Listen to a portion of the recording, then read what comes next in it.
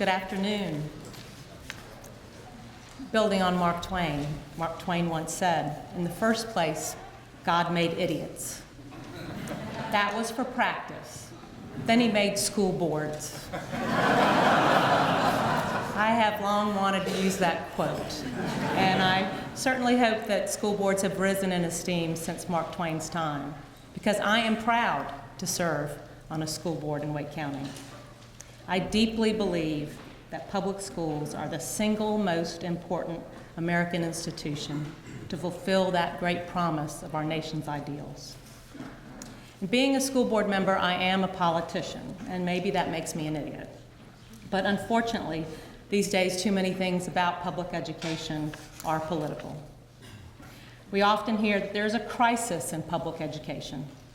Reformers say public schools need to be transformed. And I would argue that public schools need to be defended, supported, and transformed.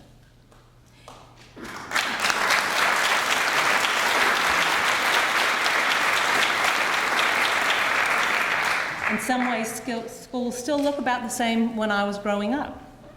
Good teaching has not changed. Our Wake County Teacher of the Year says it is lighting a fire. And it's an incredibly exciting time to be a teacher. The information age and technology have opened up the whole world and brought it into the classroom. So what I see as a crisis in public education is viewing it as an economic zero-sum game, which is creating a shift toward exclusion. So-called individual choice is being used to segment our children and to create have and have-not schools. And these dynamics are undermining the overall health of public education and of our community. So the real crisis, in my view, is the growing imbalance between the individual choice and community. It is true that we as Morehead-Cain scholars, that balance, individual and community.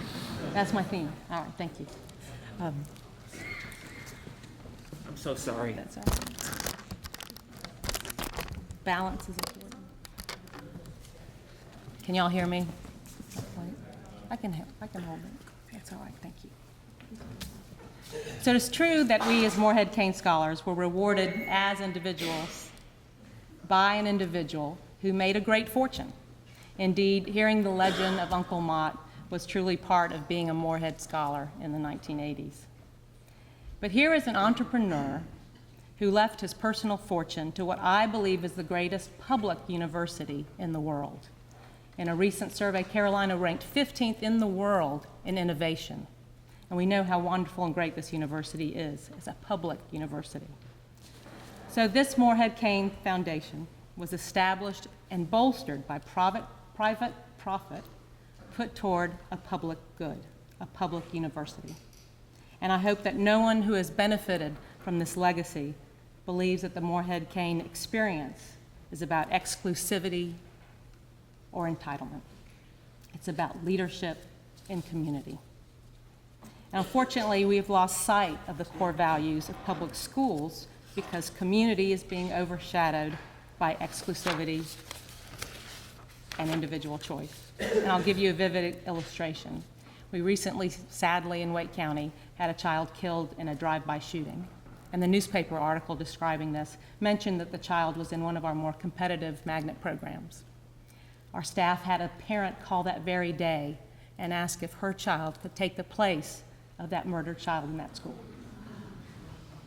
And that sort of corrosive mindset is that what matters is my child instead of our children, I believe is literally sucking the air out of the support for public schools. If parents could advocate for all kids the way they advocate for their own, we would have no crisis in public education. So I believe the power of public schools requires that they stay committed to educating every child, regardless of zip code, race, economic status, or disability. So how do we refocus them on what really matters? And I would suggest we consider two parallel courses. First, I believe that public schools absolutely retain their core mission of educating our informed citizenry. In the 21st century, that means our children learn to be creative thinkers, to collaborate across different perspectives, to communicate their ideas. In short, our children need to learn to balance the individual and the community. And this will be a tough lesson to learn since parents, taxpayers, and some legislators seem to have forgotten this lesson themselves. So I would like for us to push against the growing segmentation of exclusive schooling, whether through vouchers or charter schools or segregated schools, which undermine that balance between the individual and community. And second, we must invest in teaching as a profession. Wallet Hub ranks North Carolina 50th in opportunity for teachers. So if I had those millions from Zuckerberg or Gates, that's where I would invest my funding, in teaching. Teaching is not about producing widgets with low-cost labor. Teaching is about lighting a fire. And teachers should be paid a professional wage and respected as the amazing professionals that they are.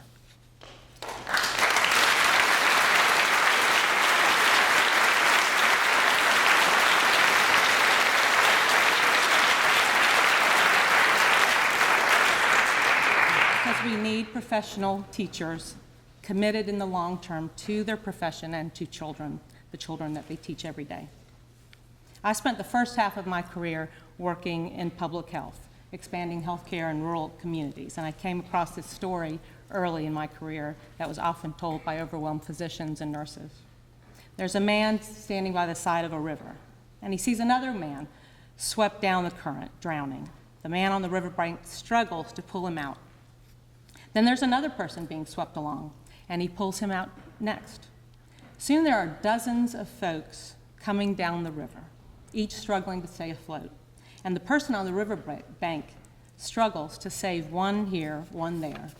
But a single individual does not have the time to go up the river and see who the hell is pushing these people in the river. And that's where I feel like we are in education, like that person by the river, plucking out one child here, one child there, whether it's a special school or a single shop program. When what we need to do as a community is go up the river, shore up our children, and shore up our families. Ignoring what's happening upstream will only exacerbate the problem downstream. So a retreat to the private sphere to focus on the self creates this zero-sum game. And if we're playing a game, we feel like we have choice and control. And I would argue that control is an illusion. What we really have and what we need to rely on is community. Doing the hard work of creating community, creating something bigger than ourselves, is also where we all as individuals can thrive. And no child is left alone to struggle in the river. So I hope when you leave today, you'll join me in supporting all of our children, our future scholars, in our public schools. I don't expect you to be an idiot like me and join a school board. There are other options. Support a teacher, connect your business to a student intern, vote for school bonds, volunteer in a classroom, support our public schools. And then together we can all walk up the riverbank. Thank you.